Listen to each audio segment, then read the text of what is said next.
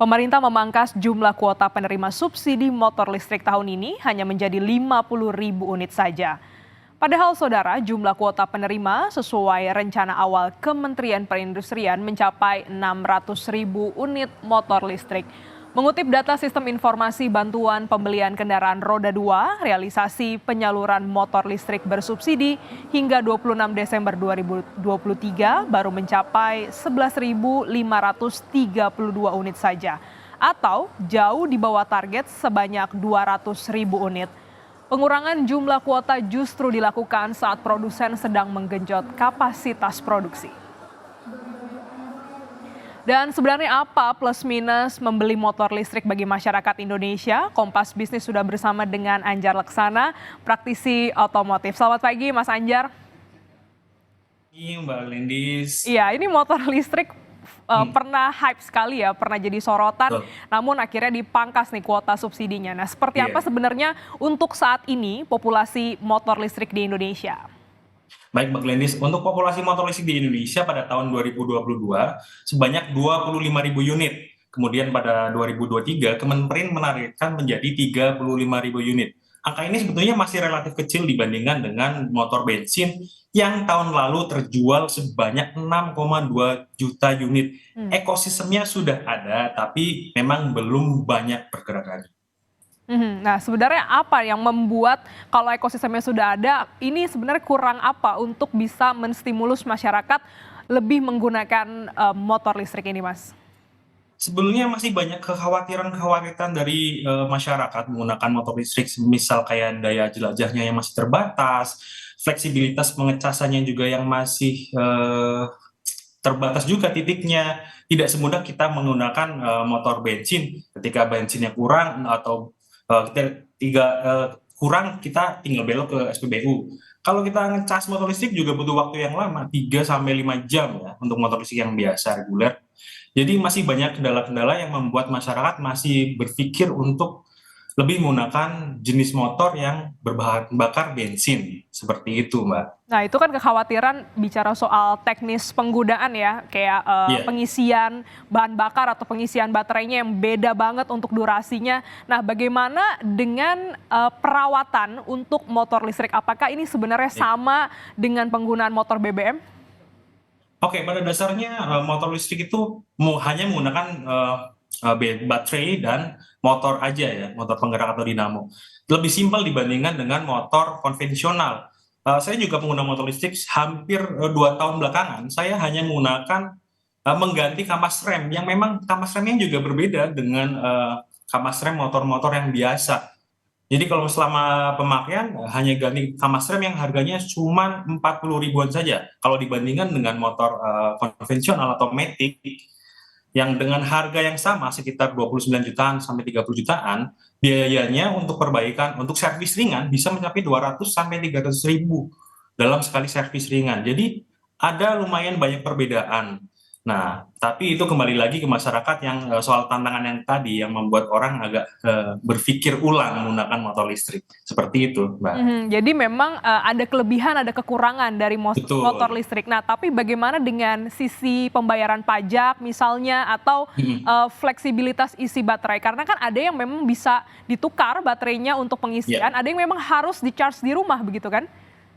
Oke, baik. Kita yang dari pajak dulu. Untuk pajak motor listrik sebetulnya relatif murah, apalagi regulasi terbaru dari pemerintah ya sudah mengenolkan PKB, pajak kendaraan bermotor di STNK. Saya menggunakan motor yang harganya sekitar 29 jutaan dan pajaknya sekitar 100 ribuan saja. Oh. Bandingkan dengan harga yang sama untuk skuter Matic, harganya 29 juta, pajaknya bisa mencapai 360 ribuan. Itu untuk Mhm. motor baru ya. Gitu. Kemudian memang yang kedua tadi soal swap baterai memang sudah ada digalakan, tapi memang jumlahnya masih terbatas gitu, tidak sebanyak jumlah pom bensin yang ada di Indonesia gitu. Jadi Itu ini yang masih menjadi tantangan bagi produsen dan pemegang kepentingan-kepentingan terkait. Seperti itu. nah, kalau untuk spare part sendiri apakah suku cadang untuk motor listrik sendiri apakah sudah banyak atau memang masih terbatas, Mas? Nah, sayangnya ekosistem motor listrik juga masih mulai berkembang ya. Jadi spare part-nya masih terbatas. Misal saya ada beberapa yang saya harus ganti, itu pun harus beli online. Kebetulan mereka memiliki official shop ya di toko-toko online. Jadi kita beli online dan penggantian kampas rem relatif gampang sih. Kita bisa gunakan bengkel-bengkel konvensional terdekat untuk hanya ganti kampas rem bisa. Nah itu masalahnya kampas rem aja tidak sama dengan kampas-kampas motor yang konvensional atau skuter matic bensin. Nah, Oke, jadi ini menjadi PR juga ya, bagaimana kalau betul. penggantian mungkin bisa di bengkel umum, tapi untuk spare part-nya kita harus Ya, beli online dulu, menunggu lagi ada waktu iya. durasi kirim. Nah, Mas Anjar, apakah ini juga sebenarnya kurangnya minat masyarakat terhadap motor listrik, khususnya motor listrik ini karena memang pengajuan subsidinya masih sulit, Mas? Iya, betul. Selain pengajuan subsidinya sulit juga, orang masih berpikir gini, kita ketika menggunakan motor bensin, kita masih mampu untuk membeli bensin dengan segala fleksibilitasnya. Nah, motor listrik harganya memang ya relatif mahal, apalagi kalau misal kita menggunakan motor listrik ya baterainya bermasalah. Usia baterai motor listrik itu 3 sampai 5 tahun. Kalau Oke. jadi problem misal baterainya mati, kita harus ganti. Untuk motor yang saya pakai aja harus ganti baterai 8,5 juta per pack. Nah, orang masih banyak berpikir daripada saya beli baterai semahal itu mending saya beli motor bekas. Toh masih bisa dipakai untuk harian. Mhm. Itu yang jadi tantangan-tantangan bagi sepeda motor listrik di Indonesia. Oke, ada pepatah, "Tak tahu maka tak berminat," begitu. Nah, kita udah tahu ada plus Betul. minusnya, bisa dipertimbangkan untuk masyarakat yang mungkin juga ada budgetnya. Nah, ke depannya kira-kira seperti apa nasib motor listrik, Mas?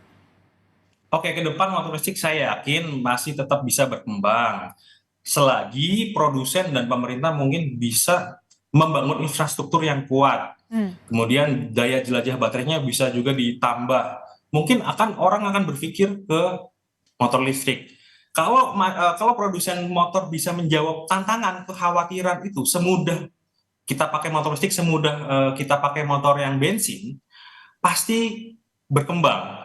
Tidak menutup kemungkinan motor listrik akan perannya akan mengganti motor bensin di Indonesia. Jadi saya rasa ekosistemnya bisa berkembang dengan catatan-catatan yang saya sebut tadi, itu Mbak Gladys. Kira-kira butuh berapa tahun, Mas, untuk bisa mengembangkan dan akhirnya setidaknya bisa diterima oleh masyarakat umum? Saya rasa tidak butuh, tidak bisa sebentar karena itu butuh proses yang panjang. Apalagi perkembangan baterai juga masih terus berkembang berkembang berkembang.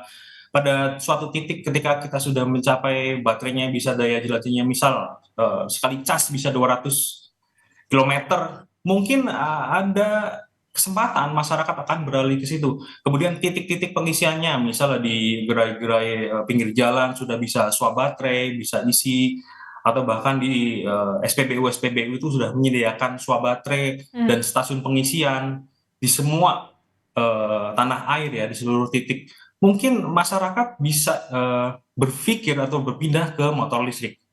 Bisa Oke. mungkin bahwa proses ini butuh 10 tahun, 20 tahun, mungkin bisa lebih gitu. Mhm. Beda dengan, mobil baterai atau mobil listrik yang memang sudah daya jelajahnya jauh lebih tinggi, seperti Oke. itu. Nah, ini menjadi pertimbangan juga buat masyarakat yang mungkin mau beli motor, mempertimbangkan apakah juga ingin membeli motor listrik pada tahun ini. Terima kasih Mas Anjar Leksana, praktisi otomotif telah bergabung dalam Kompas Bisnis pagi hari ini. Sehat selalu, Mas.